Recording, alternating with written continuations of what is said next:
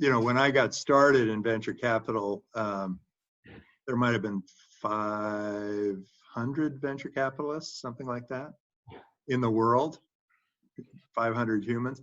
Now it's probably, might be,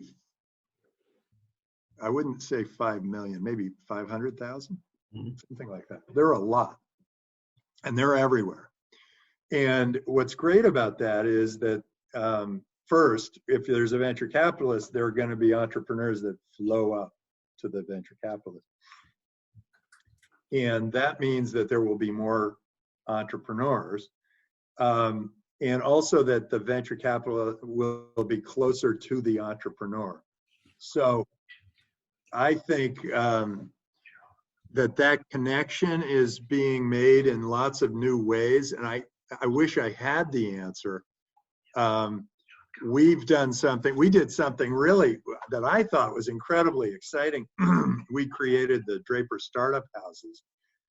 And they sort of take it's like mini Draper universities with housing and all that stuff all around the world, where entrepreneurs can come in, have a little bit of curriculum, which is kind of fun stuff to do, that's sort of training them to be entrepreneurs. They meet other entrepreneurs, they meet people who could fund them, they get training. I thought that was a great thing, because then we could have those all over the world, and they're everywhere. Well, this in-place crap is shutting down all of that. We got, like, the guys who started those Draper Startup Houses have gotten the perfect storm. It's like entrepreneurship is having a tough time, but even more tough time the schools, and then even more tough time the remote offices, and even tougher than that, any kind of hotel. So it's like the whole thing has sort of unraveled for the moment.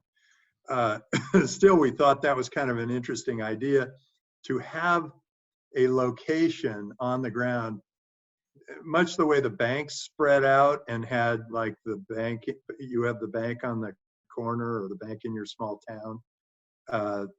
We could have a venture capitalist in each of those places, but it could be a little bit more remote. So we had a destination for any entrepreneur, for any reason, to connect with other entrepreneurs, with potential board members, and potential investors.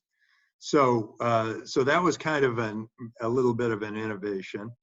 I think it'll automate more. I think companies like Carta and AngelList are going to have, they're going to get into that business. Forge, they're going to all kind of get into that business of automating venture capital. It's going to be a tougher business.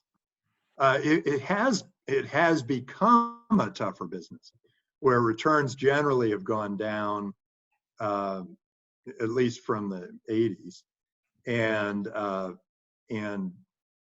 there's so much competition.